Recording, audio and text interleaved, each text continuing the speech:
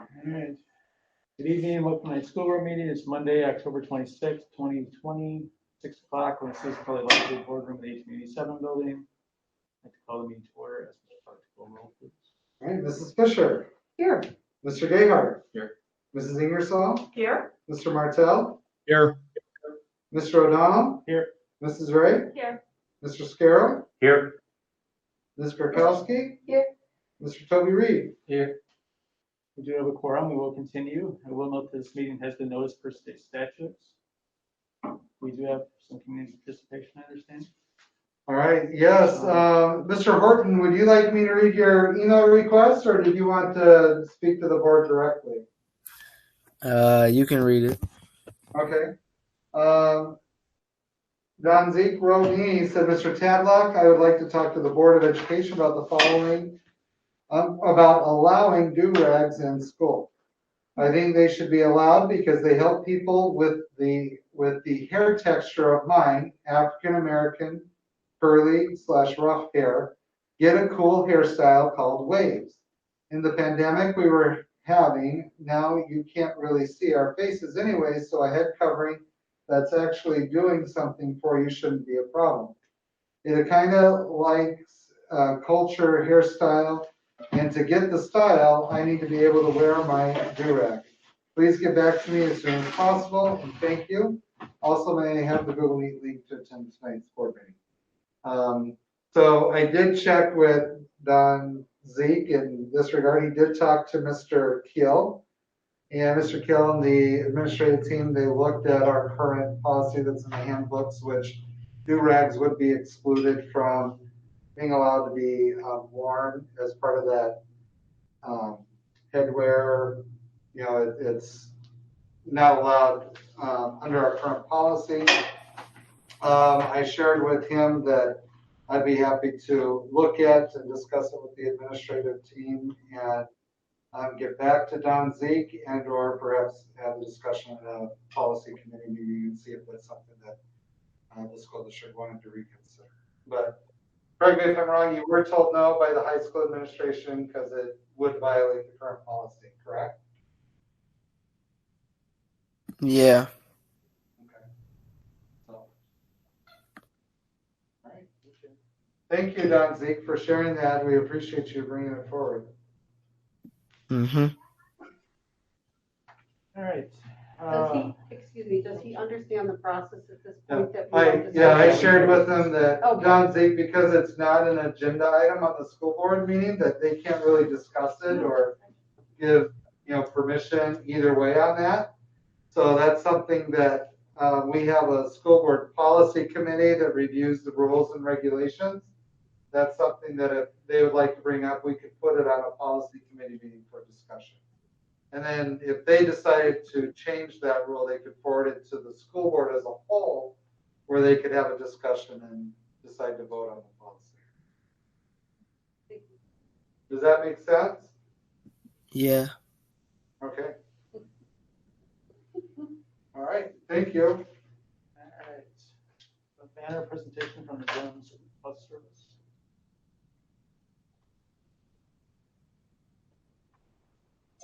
I don't see Lisa here. I apologize. I think I'd ask that we table that. All right. Approval of minutes. Regular session minutes from the 12th. That's your agenda. Questions or comments?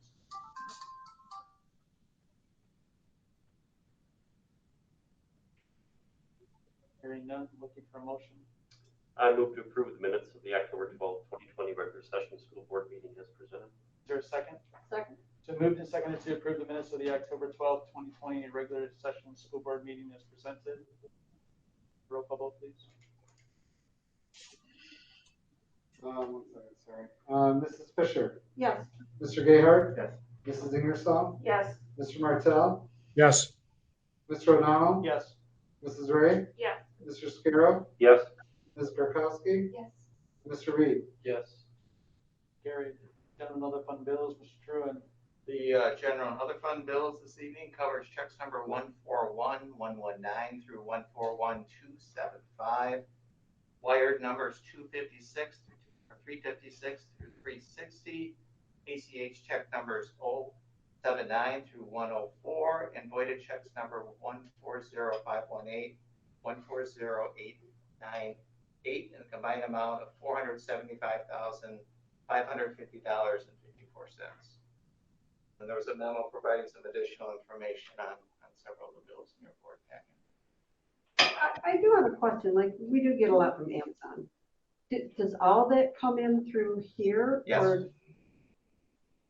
So, like, there's a lot of things on there, so are they just kind of like all ordered separately, or do we put in a mass order, like each school puts in a mass order? They do order together items, Mm-hmm, and we have through e-commerce, like a purchase order system. right. The problem is they don't deliver based on those orders, they just deliver it individually. Right, So we can yeah. get 12 different, Yeah, because I know I'll send an order. just like you would get at home. Yeah, Yes.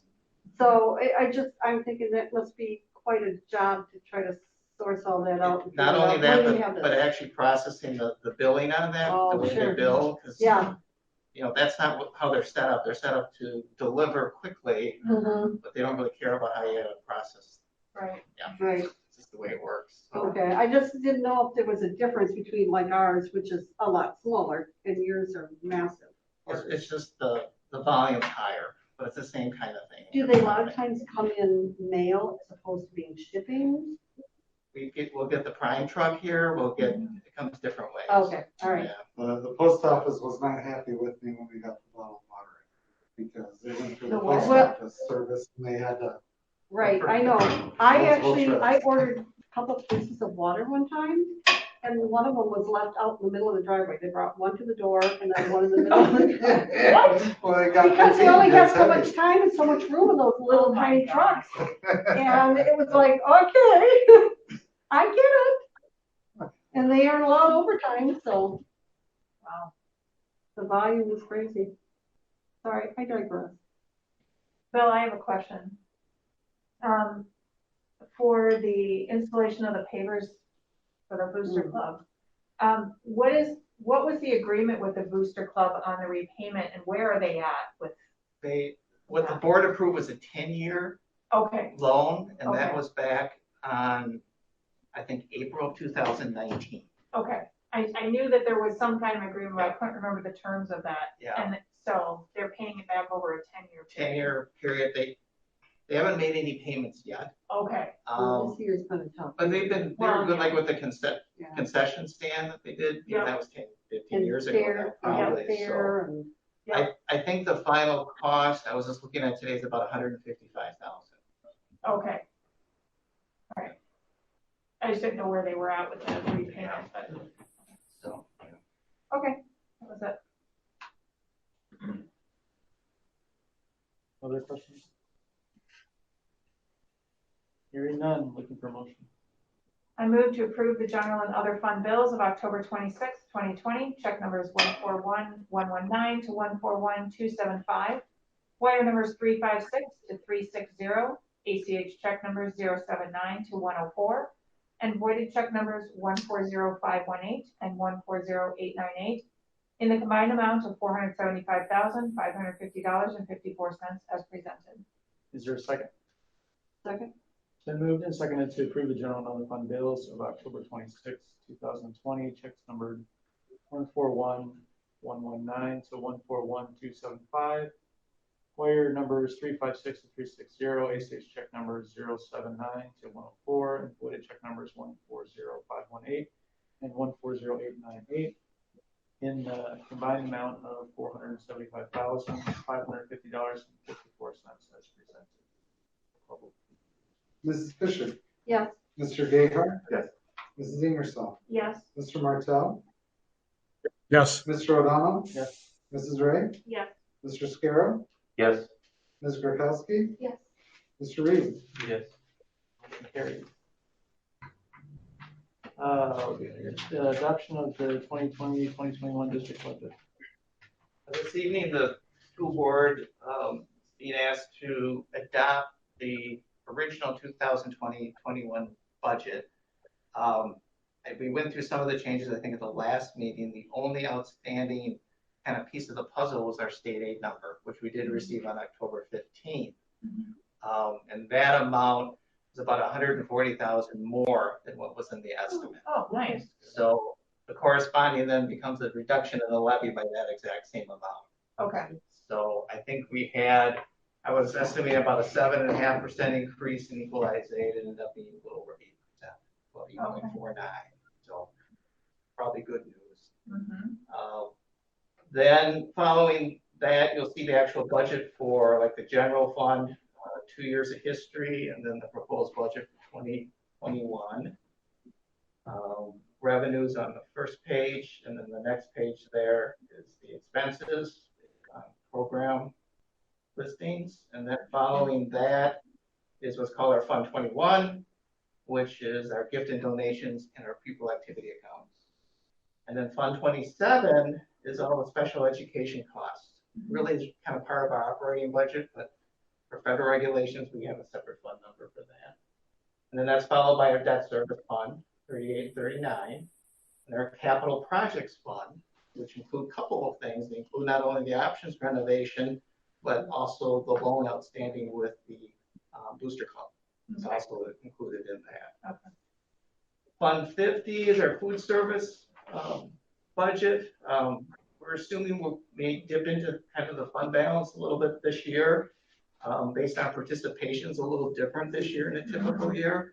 But we're also running the summer program during the school year. So the reimbursement rate's a little higher. So we're kind of waiting to see how that kind of washes out in terms of the school year, but probably the most challenging budget to kind of project where that's going to end up. Fund 80 is the community service fund. And then Fund 90 is our college and career academy. And we also have a couple of grants in there, the youth build project and then the charter school grant included in Fund 90 as well. The next page then I think shows our debt service. Obviously the numbers are real small when you work on that. But on your screen, if you made it a little larger, well, you'll see the darker numbers. That's the debt that's refinanceable in the future. Okay. So just to kind of let you know why that's kind of a little darker. Following that, then you'll see our tax levy. Again, the proposed levy, $20,715,276, or a 1.24% increase from last year's actual levy. Equalized value is going up over 6%, so the mill rate's actually dropping over 4.7%.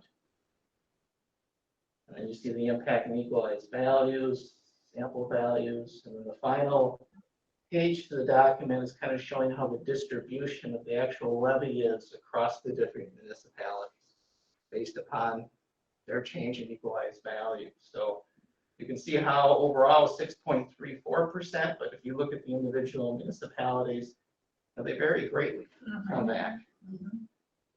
But you know, the city, Grange, Sugar Creek, and Lafayette really make up a majority of the district property law. And then the last portion of that shows the actual dollar distribution. For some of our municipalities, the actual dollars will be going down. How that shakes out for the individual property taxpayer may be different than that. Yeah. Because those dollars, as you know, are actually then divided based on the assessed values. And depending what that looks like within a municipality, that will impact differently. And a lot of times those increases are new growth, so it doesn't mean an individual's taxes are going up, but there's new growth, new homes, they remodel, they added to their house. Right. So a lot of times it's not a direct impact. Correct. And I have to believe, I didn't go back on the state Department of Revenue website, you can kind of see the breakdown of what makes that, how much is new growth. I have to believe within that 6% that there's a percentage or two that's actual new tax base. Right, because I think ours is 1.7%. Yeah. So.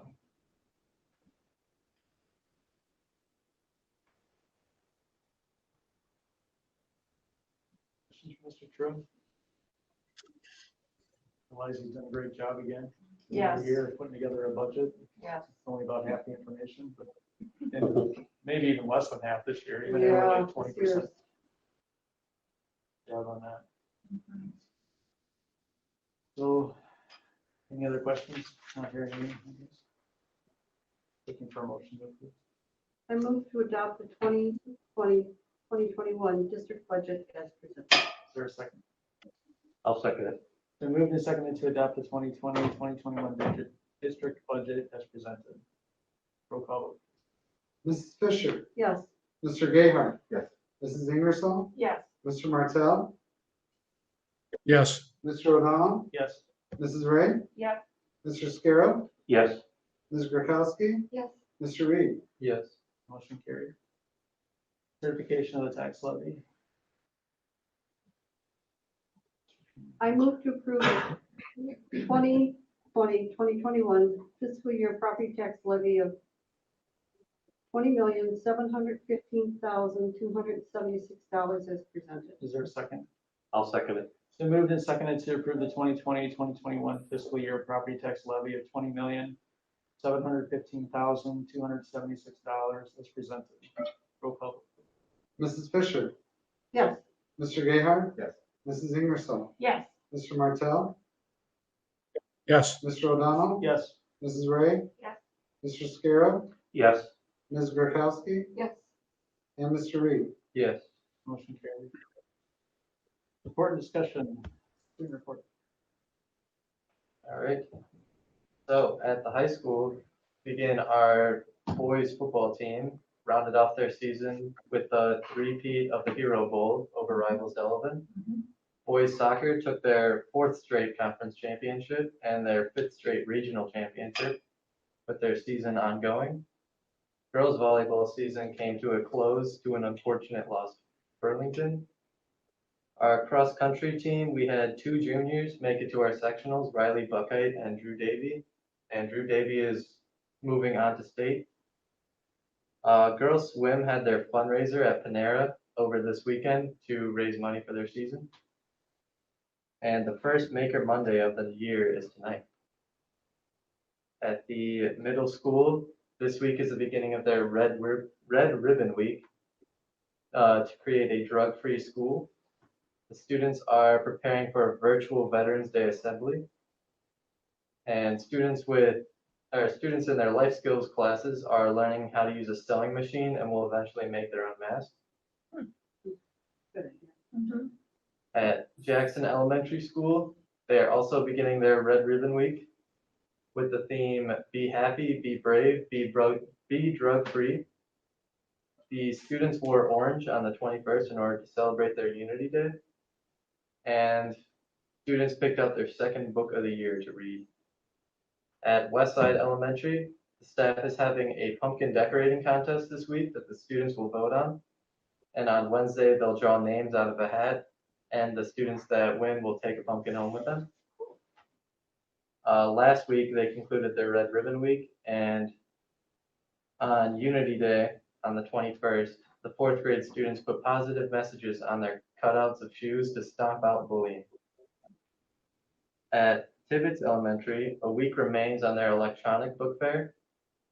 They had volunteers come in and bag Halloween treat bags for their Halloween this year.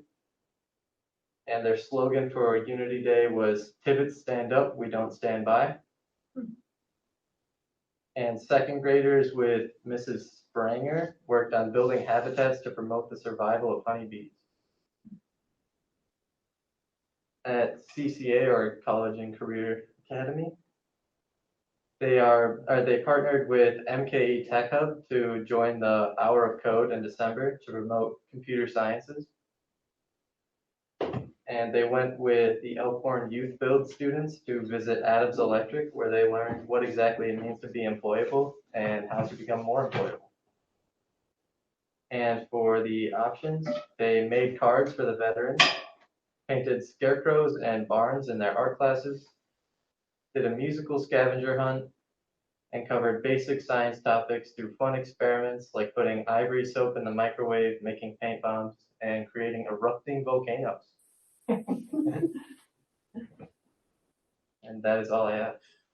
So what happens when you put ivory in the microwave? Sounds Yeah, like go home and do it. Do you buy ivory now?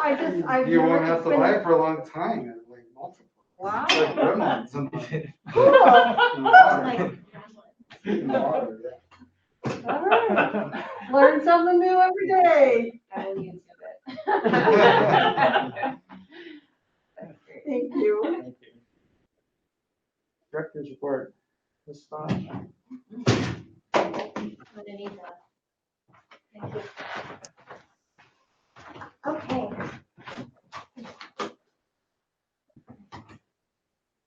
Good evening, I'm Sarah Bosch, 612 Director of Instruction, and tonight I have the privilege of sharing with you an update on our life readiness goal at the high school and at the middle school and where we're at with that in ensuring future readiness for all of our students. So in thinking about redefining ready, we have talked about the indicators on the college piece and the career piece a lot. But we haven't had a chance to really talk about what that life ready piece looks like at the high school and at the middle school. So Rita and I were able to partner together last fall and pull in some stakeholders at the high school and at the middle school, our health teachers, our people services team, our PBIS teams, our OBAS teams, and really kind of take a look at these indicators that Redefining Ready gave us for life ready students.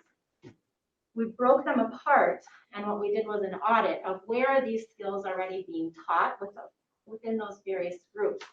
And as we articulated all of that from a 6-12 scope and sequence, basically, of seeing where these skills are being taught, we found lots and lots and lots of gaps, which is a good thing because it told us what we needed to do next, okay? So once we were able to identify those gaps, then we said, okay, with these gaps that we found, what is it that we exactly want to have our students learn as far as skill goes? And what do our specific students here in Elkhorn, Wisconsin need? So looking at those gaps, and then we did a needs assessment. We had locally generated surveys that we looked at. We had our own base survey that talks about different skills that our students need and gaps that we might have. Post-secondary survey, our YRBS surveys, students of concern at the high school, what skills are they lacking? And then our problem-solving team data at the middle school, what skills are our students lacking as well, that we want to make sure that we pull into this. So from there, we identified 4 sort of skill areas that we have. That we needed to identify and build 6-12 for our students. And so those were social skills, emotional skills, academic behavior skills, and then of course, academic and career planning and career awareness and exploration. All we would argue very important for life readiness, yes. Okay. So working with the Avid instruction team at both the middle school and the high school, we identified those gaps and then came up with lessons that would teach students those skills that we hadn't been teaching universally to all students. This is not to say that some teachers weren't teaching these skills, but we couldn't guarantee that all kids were getting these skills. So at the middle school, you can see the lessons that we developed for this year: managing time and physical materials, managing digital materials. I'll let you look at it. I don't need to read it out loud to you. Some of the most important ones was the managing time and materials. Not only the teachers say that the students needed these skills, but the students also said they needed these skills as well, especially after quarantine. Mm-hmm. It became even more evident. Okay. So that organization skill was so important that our employability skill team also got together and added organization to our employability skills rubric. And so our students get graded on their organization for organizing their time and their materials at the high school this year. It makes sense as a natural progression because we have the binders at the middle school. We teach them the skill and then assess it by the time they get to the high school. Then we got together our school counselors, and from those gaps identified what our students needed, also at the 6-12 level. And these were the emotional wellness lessons that were identified as far as gap areas. So stress management, mindfulness, anxiety, managing frustration, mental health awareness, and then emotional health. And then our social lessons that were also identified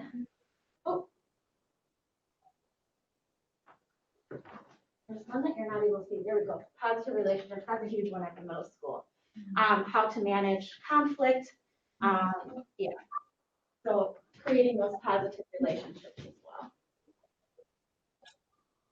And then career awareness, exploration, and planning lessons. We identified that we were only able to get our middle school students one career exploration and awareness lesson per year. So that's 3 total over the course of the year. And we're like, ooh, this is definitely not enough.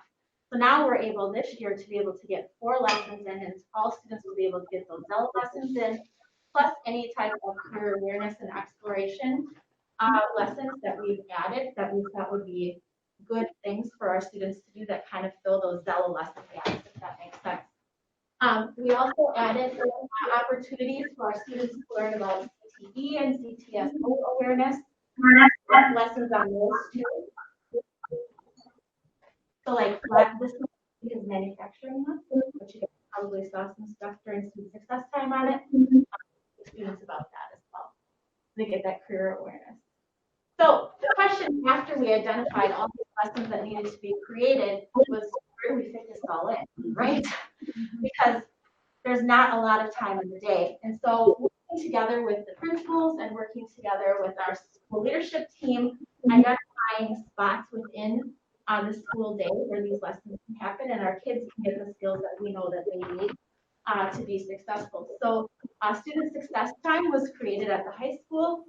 This is every Tuesday for half an hour after second hour, which replaced WIN, which was in the schedule prior. And then we had WIN at the middle school, but we took our Monday WIN time and dedicated 40 minutes for these lessons as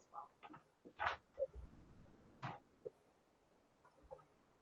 So our next step, this is really complicated, but we know that we're teaching students the academic skills that they need on the right side to be successful. On the left side of our universal instruction, making sure all kids get these skills are our academic behavior skills, our social emotional skills, and our academic and career planning skills that they need. Our next step is to figure out that tier 2. What if a kid doesn't have the skills? What do we do next? We give them extra time and support to be able to have those skills. So that's our next step in all of this, is identifying those tier 2 supports. I want to thank, this is a lot of work because you can see the list of lessons that we had to create this year to get ready for the Monday WIN lessons at the middle school and the Tuesday lessons at the high school. So this is our employability skills team at the high school who did the work on the rubric. The Avid instruction team at the high school doing the academic behavior lessons that the students will see. Our school counselors, who are our social worker, who are developing the social and emotional lessons for this time. And then our instruction team at the middle school, same thing. And then our school counselor, social worker, and psychologist at the middle school. What questions do you have?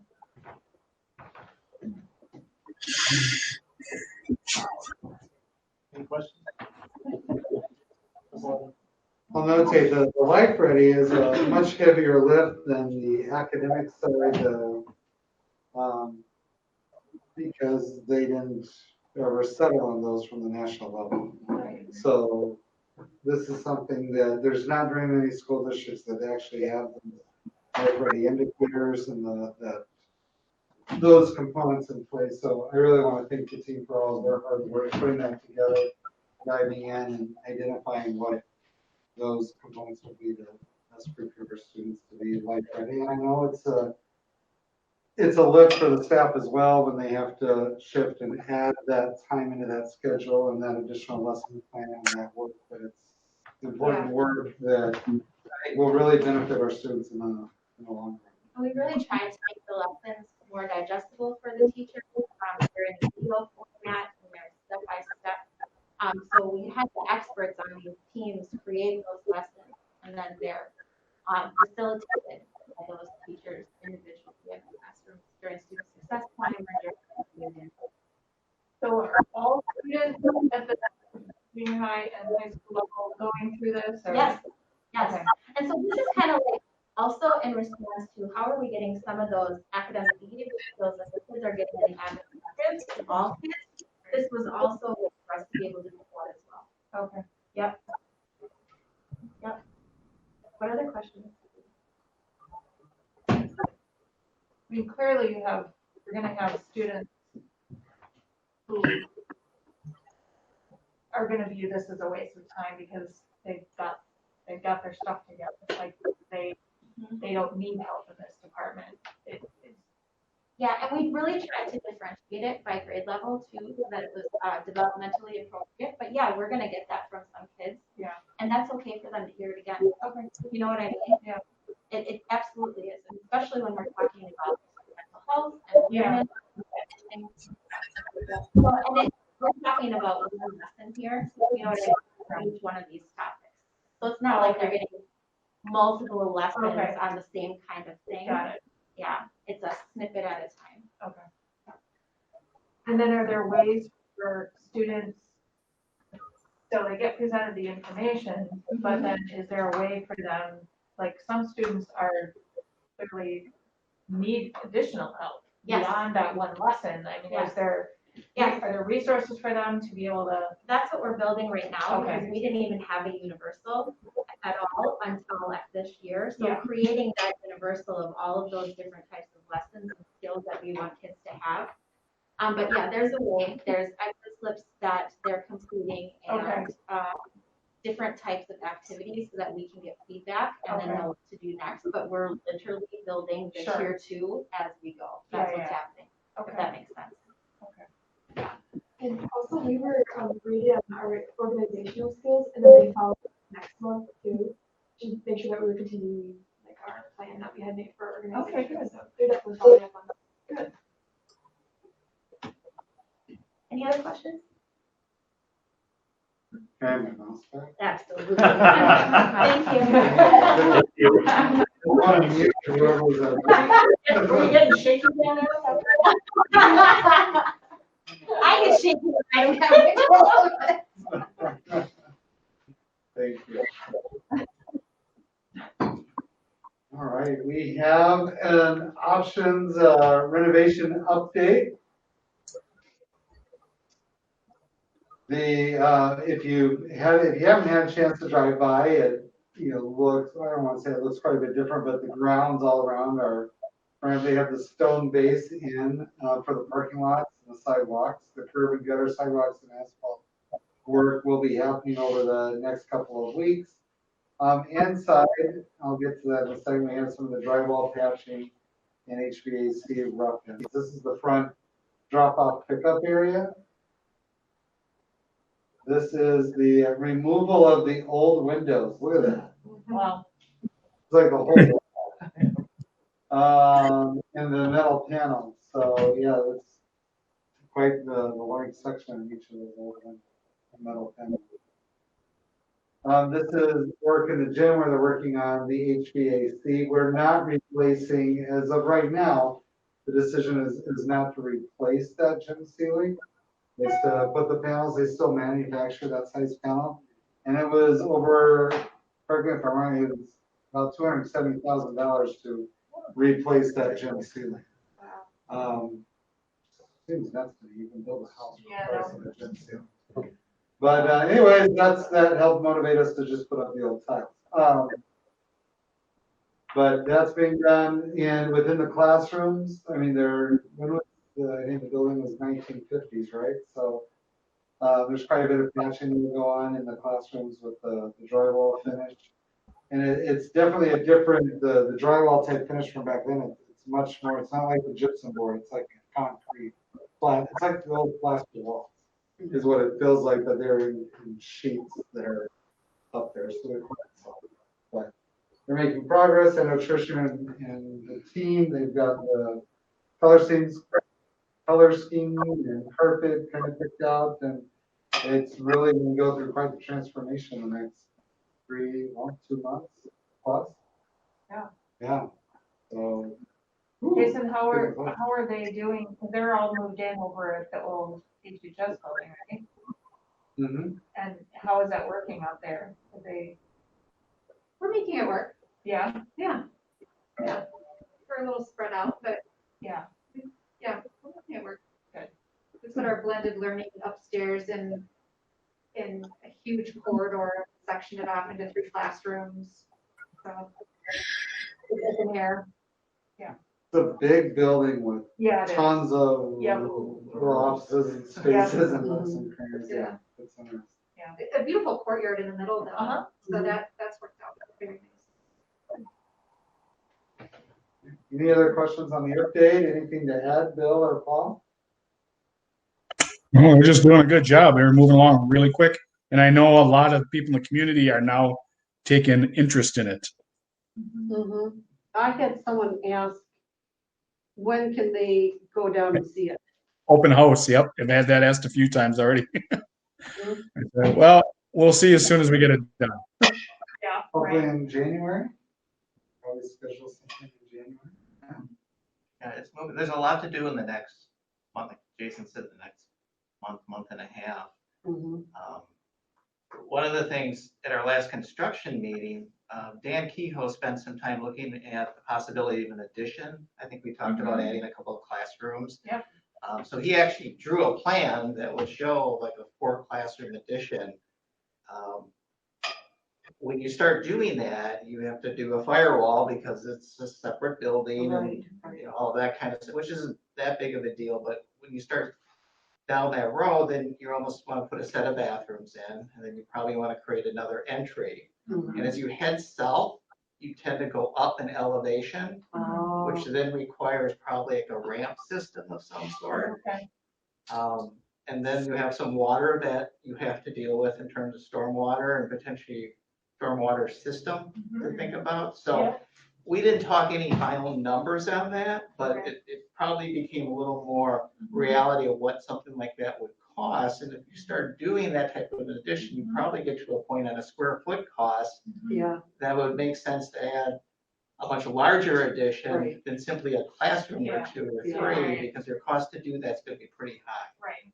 So Yep.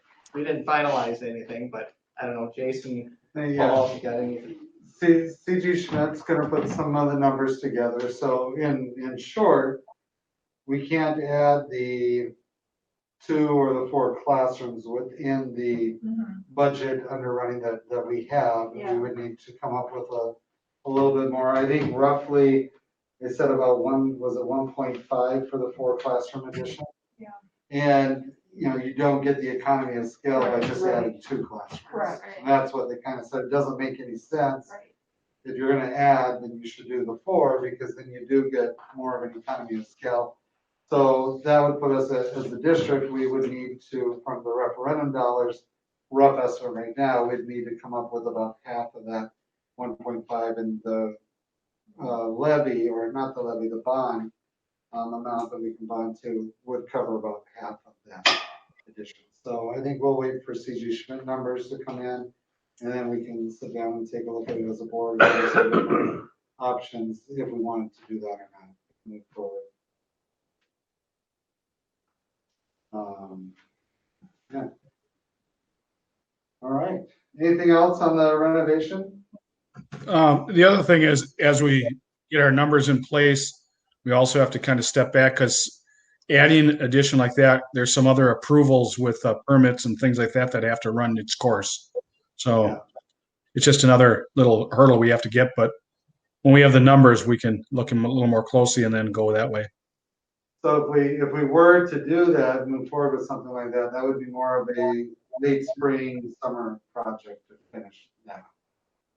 So it extend the total length of the project, but it's really a separate addition there, yeah. And again, when we went to referendum, had we known that we were gonna have 600 kids and options in a year, Right. I probably could have asked to have that in that original plan. Yeah. All right. Here we go. COVID-19 update. Some of the questions, and Amy's on here, and she can speak to this. And we're pulling together some of our high school data as well that we'll have in the near future. But one of the big questions, and we had this question too, what sort of impact did COVID have on that academic achievement or that learning of the students with the last quarter of the year basically being virtual. And, you know, what does that look like? So let me explain this on chart to you. This is the grades over here in this left column, and then these are their fall average MAP score for the grade level, district-wide. So taking all the kindergarten students in the district, here's what their average MAP score was in the fall of 2018 within this subject area. Here's what the average MAP score was in 2019, and here's what it was in 2020.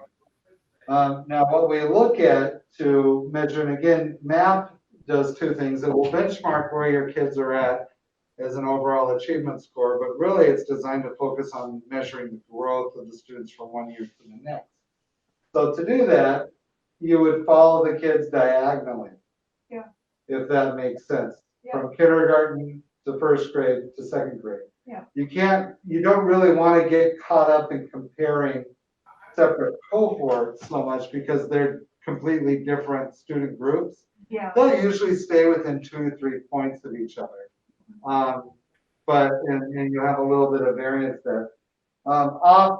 Just from the achievement standpoint, I'll give you the overall summary and then I'll go through this. All of our grade levels are well above the national average on overall achievement, and the growth that our kids experienced was exceptionally above the national average on the growth from fall to fall. So to be frank, we're kind of surprised to see, I mean, we worked hard, we shouldn't be surprised. Our teachers, our staff, they really focus on the essential skills within reading and math, and this is just measuring reading and math. It's not measuring social emotional wellness. It's not making a statement that this is more important than anything else. It's just looking at from that academic achievement standpoint. How did the kids do? And overall, the kids progressed quite well, and way above what the national average is, despite everything that they had to deal with COVID. This was done in the fall. Yeah, so we do this fall, winter, and spring. So this is looking from fall to fall growth. Okay. Because we had last fall's score, and then we looked at this year's So fall. the 2020 score would be from this fall. Correct. This is this fall's score. And is the test done online, so they're doing it virtually? Yeah, so they do, it's in the cloud. So the kids did this test in the brick and mortar buildings. They did it within their classroom setting. The option students did it within their home setting. Okay. So, and they do know that, so when you go through and look at that when you do it in the home setting, the scores are significantly better, but it was a small group of about 15 students. Right. Yeah. Oh, okay. Tend to perform better for mom and dad. Not that mom and dad would help coach it, it's just they tend to do better in that setting. We know that from NWA. So when you're looking at, you can take that P, that's why they have a little asterisk there. Just be aware that those tests are taken at home. That's why I asked. Yeah. Okay, so this again is in reading.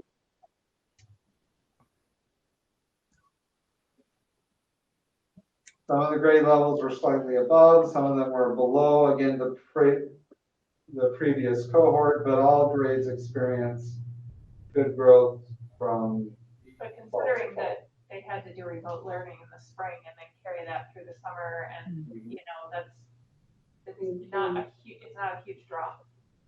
No, none of them. In fact, when we look at the growth rates compared to nationally, so when we look at like this kindergarten group, that scored a 143.4, and what's their expected growth within a year span, they far exceeded that expected growth for kindergartners from fall to fall. Yeah. In a regular school environment. Yeah. Yeah, not taking anything. We don't have the national numbers for the COVID. Okay. We're just comparing how did they do, COVID aside, compared to the national norm, and they far exceeded the national growth. All across. So we're quite pleased to see that overall. Now, what I would mention in this is the large group average. There were some kids who did not do well in that format, and they struggled. So their experience didn't reflect that. And we had other kids who did exceedingly well in that And so that does average that out. Yep. But so I don't want people to feel like, you know, if you say, hey, our kids did great during COVID, someone says, yeah, my kids sucked. They really didn't do well. That very well could be the case. But the team's on top of that. They do the data retreats. That's why this data is important for us to help us identify who needs those extra supports, who needs that extra time. So, anything you'd like to add to that, Amy? I want to thank Amy for putting this together and filing it for the board and all of the work that she does with that. So thank you, Jason, for sharing that tonight. And it's just a nice K-8 snapshot. It is one of many data points that we look at. It's probably the most concrete one to pull together in a chart.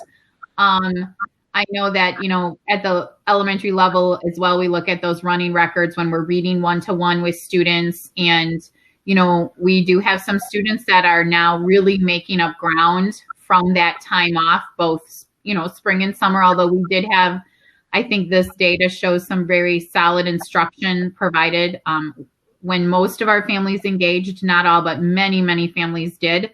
I think we would have seen greater loss here if we didn't provide what we did in the spring. But already we're seeing the kids starting to, you know, make those gains, get back to the reading level we want to see them at, thriving. You know, it's hard. It seems hard this year just because, you know, we've started the year not only excited to get them back academically, but worried about their social, emotional well-being as they came back to us. Most very excited to be back in the building. Spent time teaching protocols as well so that we could, you know, follow our new procedures and, you know, lead with safety for students and staff. But even in the midst of all of that, we're really starting to get some nice traction with our learners, and that is very, very exciting. So happy to share this information tonight. Really, really have to give a shout out though to our educators who are doing a fantastic job day in and day out with our students. And I know our students are really excited to be in class. I think there's just an overall appreciation for education right now. And, you know, we're seeing that reflected in many of the students that we're working with. We would say that the one observation we made where there likely was some delay in that growth, and I think we'll be able to close that gap, is that kindergarten group which makes a lot of sense because they're at that very beginning reader stage and within the subject of reading. So that growth did lag. That would be the one area that we'd say, oh yeah, that's, you know, that's a growth potential there that's probably statistically significant as a result of COVID. I have to, Jason, it's an excellent thing to point out. If I can just chime in with, you know, the question is, well, how are we going to close that gap? How are we going to address that? Working with some very talented reading specialists across the district, as well as our both kindergarten and first grade teams, because there was concern coming in, you know, how are they coming to us from the 4K centers? We have broken down every reading readiness skill that needs to, you know, start with first letter ID, letter sounds, down to can they segment words and recognize rhyming words, to can they recognize beginning sound, middle sound, ending sound. Everything just builds and builds and builds. And then we layer in some sight words and concepts of print. So we are measuring every sub-skill with our kiddos right now, knowing exactly who needs what for that next piece of the puzzle to fall into place. And so we used this time last spring and summer to really hone in on this information for each of our, you know, very early primary readers so that we know exactly who needs what. And then through our win time, we can target those skills with the small group instruction. So it's going to be super exciting when we circle back in February to see where we've moved those kids. And I'm happy to come back to kind of do a winter comparison also, just to see, are we closer to where we really want to be right now with those kids, knowing where we started this year. So nothing but great excitement though, coming out of our early primary teachers, the meetings we recently had. I mean, they're in it to move these kids. So we'll be back to talk about that in a couple months.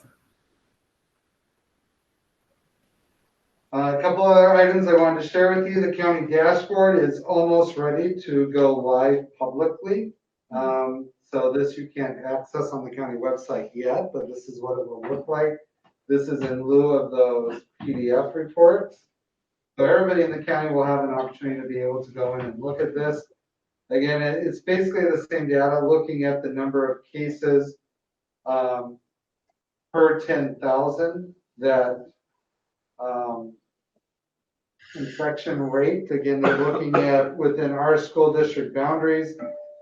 We have 17,091 as our general population. They look at everyone who lives within our school district boundary.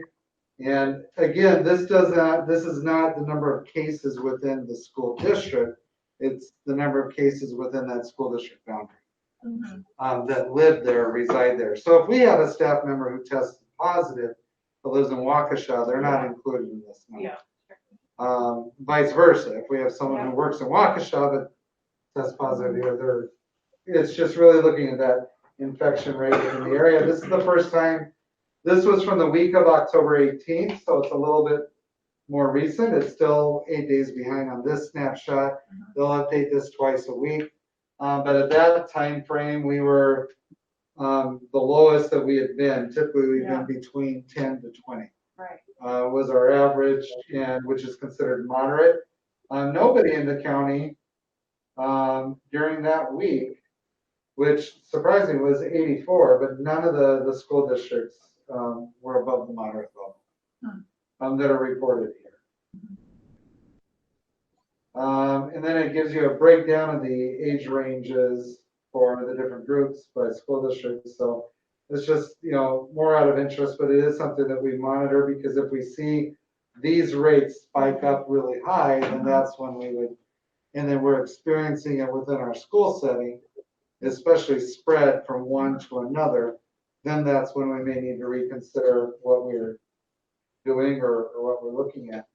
On a different note, we've seen the same effect, but my sister lives in Texas. They're the first large school district to start school in Texas, and that was on August 12th. They have 17,000 students in their district.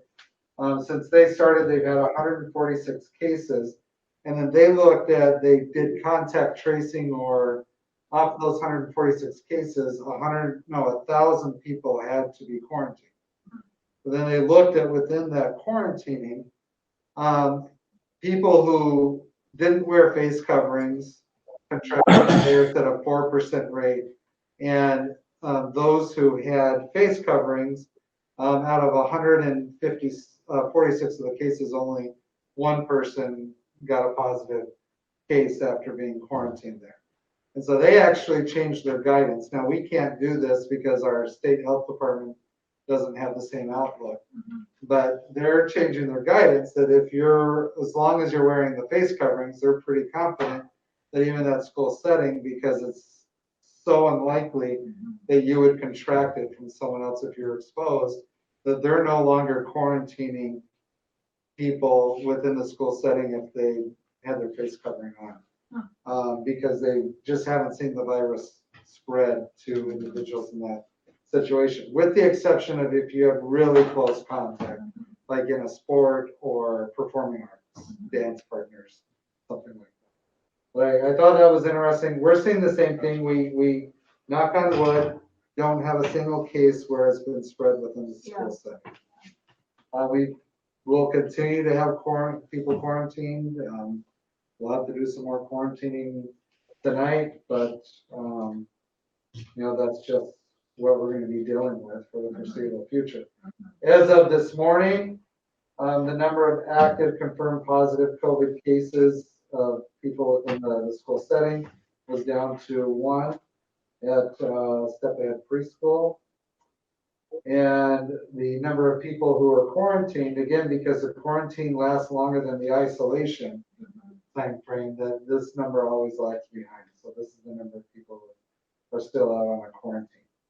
I will share, this will be updated tomorrow, and unfortunately we have a couple more cases that have contact tracing. Any questions on the COVID-19 update? All right. Personnel.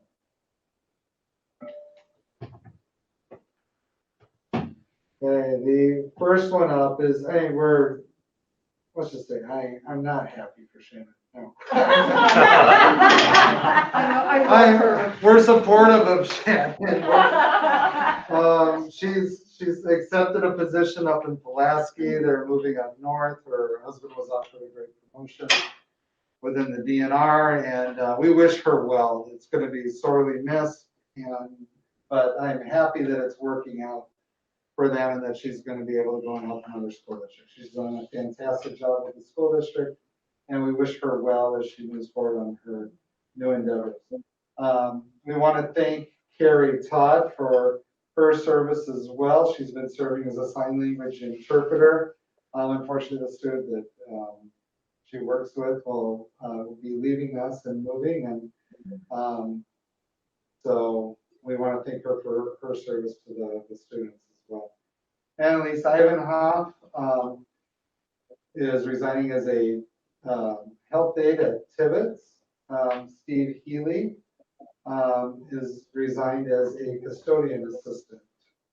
We have a transfer of Leticia Maldonado to the district office receptionist position. She'll be taking Diane's spot, who's transferring over to the food service full-time, providing the extra support that's needed there. Robin McCabe, has been transferring to the Jackson she'll be transferring from Westside to Jackson due to student needs and readjustment there. We have Carrie Griswold, who has been hired as a avid tutor. The appointment of Ben Rovers as a middle school boys basketball coach. He'll be replacing Max Sorensen for the upcoming season. Chad Stoltz as a boys basketball assistant coach. He'll be replacing Todd Heritage for the upcoming season. Jeff Tischer as a boys basketball assistant coach. He'll be replacing Greg Prince for the upcoming season. And Chris McClernon as a high school baseball assistant coach. He'll be replacing Jason Lawrence for the upcoming season. I want to thank all of them for their willingness to serve in those positions. Any questions? Otherwise, we need to approve that. I move to approve the personnel recommendation sheet for October 26, 2020, including new employment contracts conditioned upon passing the background check and district mandated drug screening as presented. Is there a second? I'll second it. It's been moved and seconded to approve the personnel recommendation sheet for October 26, 2020, including new employment contracts conditioned upon passing the background check and district mandated training as presented. Roll call. Mrs. Fisher, Yes. Mr. Gayheart, Yes. Mrs. Ingersoll, Yes. Mr. Martell, Yes. Mr. O'Donnell, Yes. Mrs. Ray, Yes. Mr. Scarrow, Yes. Ms. Grakowski, Yes. and Mr. Reed. Yes. Motion carried. And I did want to add, I'm excited to, Leticia is bilingual in Oh, nice. Spanish as well, so it'll be nice to have, Yeah. because I'm not always, Right, available. quite often I'm out and about or not available, so it'll be nice to have another Yeah. person who can help our families when they come. Yeah. All right. So yes. I have one school gift to present this evening, and that is a $500 donation from Lynn Jecka to Tibbetts Elementary to be used at the discretion of Mr. Frost. Very generous. Looking for a motion to approve. So Second. Second. It's moved and seconded to approve generous gift of Lynn Jecka as presented. Roll call vote, please.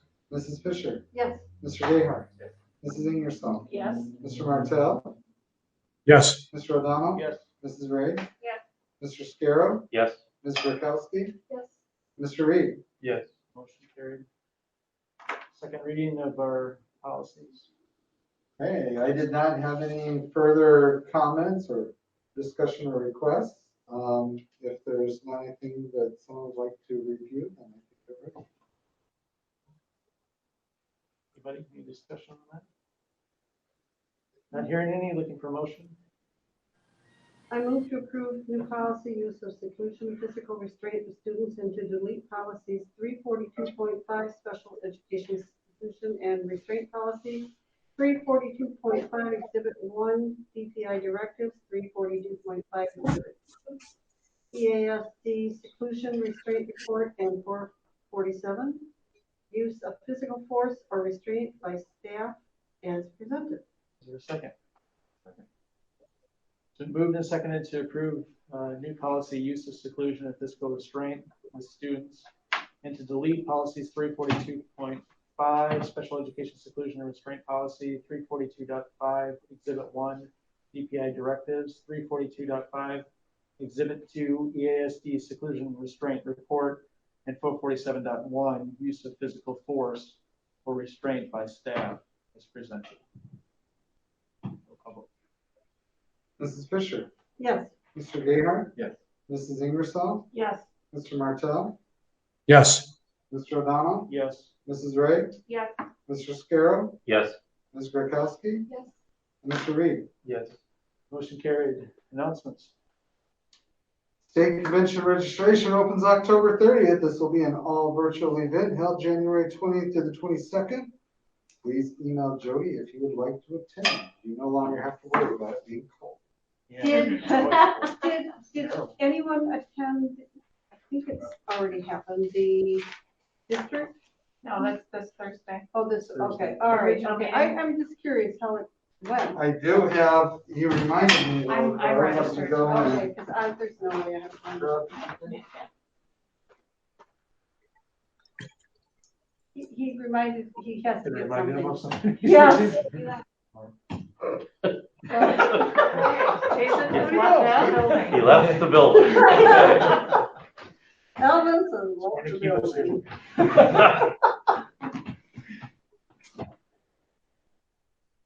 That's right. With that district meeting being virtual, they did send your awards. Oh. So Mr. O'Donnell's being recognized for level 3. Nice. Yeah, we give her a round of applause. Julia Ingersoll has been awarded a level 1. And Mrs. Fisher has been awarded level 4.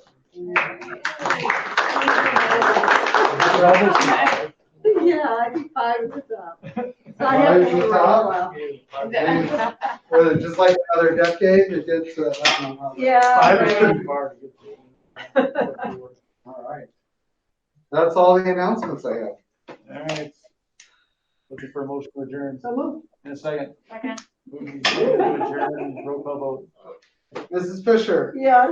Mr. Gayheart, Yes. Mrs. Ingersoll, Yes. Mr. Martell, Yes. Mr. O'Donnell, Yes. Mrs. Ray, Yes. Mr. Scarrow, Yes. Ms. Grakowski, Yes. Mr. Reed. Yes. Motion carries.